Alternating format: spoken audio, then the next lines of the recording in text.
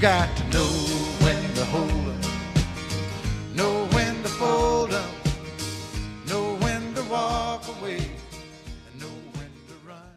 We've heard about your health issues recently. Will that affect the companies ahead? In the past, I believe that it did affect the company because I wasn't able to focus and drive the type of attention I believe that was necessary to help lead and be a part of the leader and the management teams to do what they needed to do to try to drive focus as far as strategies and things of that nature.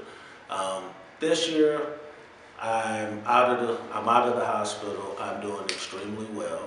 I've been out of the hospital less than 30 days. However, I feel really great. I'm excited to really be able to get after this like we all do when the new year comes about. We're excited and we make a lot of promises and resolutions, but I think when you sit in the hospital bed, you make a whole lot of different promises. And I have made some that I definitely intend to keep, and I'm in agreement with our management and our board of directors that we're going to drive profits. And those who owe us money, we're going to go back and get our money back. Mr. Ali, we would like to know why the state license is in default. Well, because the company is short on staff, it was an oversight on the company's part. So we will get that rectified as quickly as we possibly can. Why do people say you're a scam artist? I really have no idea why people would say that. When we're working as hard as we're working to try to do things, maybe it's because of our failed attempts to achieve some objectives. Maybe it's because of the things that we said we would do and we just didn't achieve them. I don't know. I do know this, that I've never taken anything from anyone or anybody. Never had to, never will. I believe that you work, you put the work in, you do the work, and then you'll get the desired results. Sometimes it just doesn't pan out the way that you want it to pan out. So what they believe is not relevant to me. Again, I'll say this, I've never taken anything. In fact, all the people who have basically lent this company money or these companies money or invested with me are people who know me, people who trust me, and people who believe in me. So I know it's not them that's saying it, so it has to be the people who don't know me, because anyone who knows me knows that anything that I do will normally come to fruition and we will win.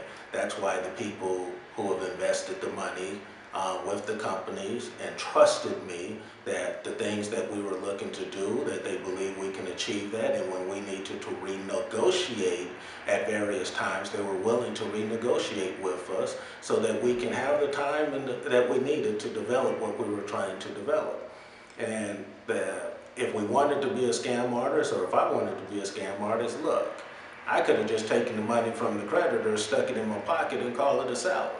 Didn't have to wait on a promissory note or things of that nature that had to be converted a year and a half later, and still would never be able to realize the full potential of a promissory note. So I would say that they're speaking out of complete ignorance. They're not cognizant, and to try to ruin my reputation and the reputation of management, they should really think about that twice, because they wouldn't want someone to go out and do that to them, especially when it's untrue. Do you believe people think that your companies are a scam? I don't really believe that people actually think that.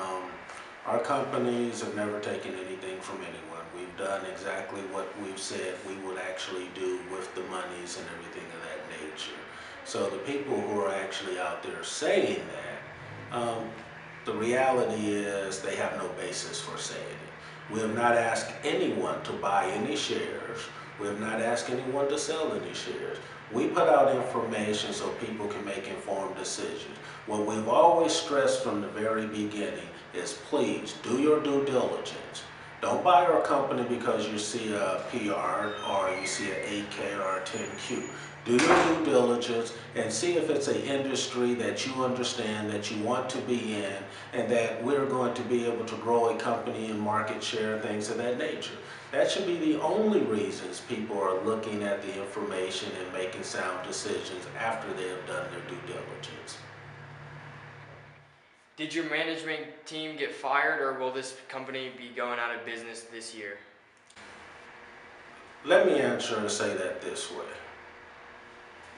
Management has done a very good job. Sometimes you may have people in the wrong positions, um, and they need to play a different position. In our case, maybe they need to play a different role. And them being able to play that different role, maybe they will be able to help achieve some of the overall goals and objectives that we're looking to achieve. We've had a lot of great things take place, but we have very few things come to fruition. A lot of those things have failed to come to fruition only because the people that we have stretched out and done business with didn't do the things that they were supposed to. So now we have to do one or two things as management.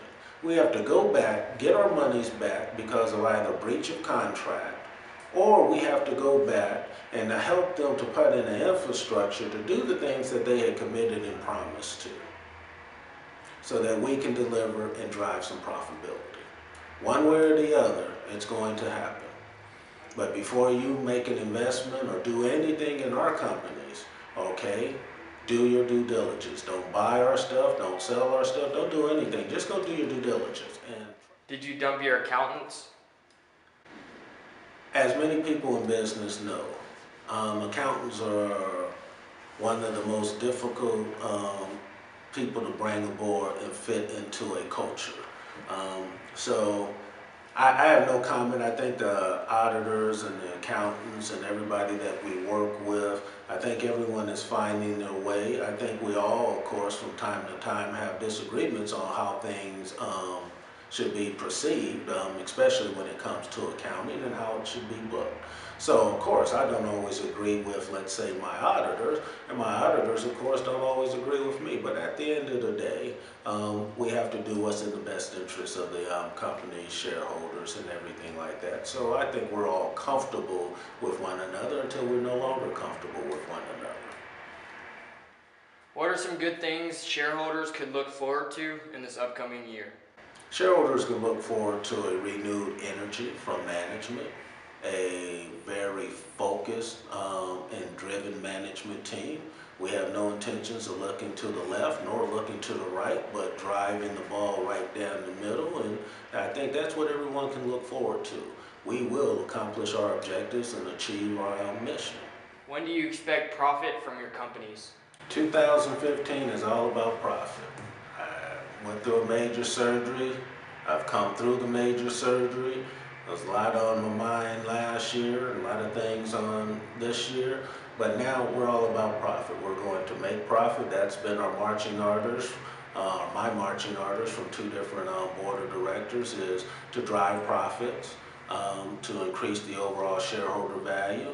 So that's what we're going to do, and that's what we're going to be focused on. We're going to cut the necessary deals and utilize all the strategies and things of that nature that I'm aware of and know to do to make sure that we generate a profit, and the people that we go into business with, we're going to do more and a better due diligence in ensuring that they have the capabilities to do the things that they promised us.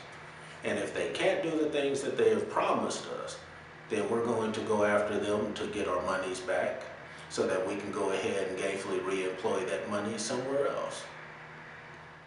How are your undervalued companies going to meet up to the high value everyone believes it could be? I have really no idea. There's no way that I can truly answer that question, but let me try to answer it this way. We're going to stay focused. We're going to stay excited. We're going to drive that ball down the field. That's the only way I know to do it. We're going to look at every contract that we have signed, every agreement that we have entered into. We're going to address those agreements and see why those agreements are not producing us profits or the things that the companies, when we purchase them or acquire them, believe that they were supposed to do. So we're going to hold them accountable for it. That's our job, that's our responsibility to our shareholders. So we're going to begin to do that. In the event that they're not able to do what they said, then they're going to have to make a sound business decision for themselves, whether or not they want to be sued for breach of contract, or whether or not they're going to give us our money back, or what's going to happen or take place from there. But what we as a company and management is going to do, we're going to go back and get a return on investment.